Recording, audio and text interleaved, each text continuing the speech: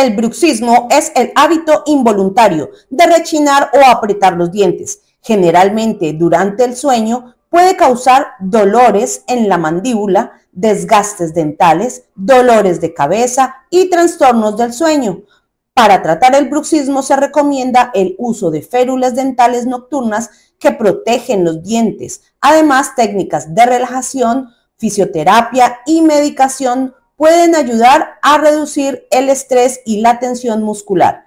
Es importante que nos consultes tu caso para un diagnóstico adecuado y tratamiento personalizado, ya que el bruxismo no tratado puede causar serios problemas dentales y de salud. Recuerda, estamos en Cali y en Bogotá. Agenda tu cita hoy mismo.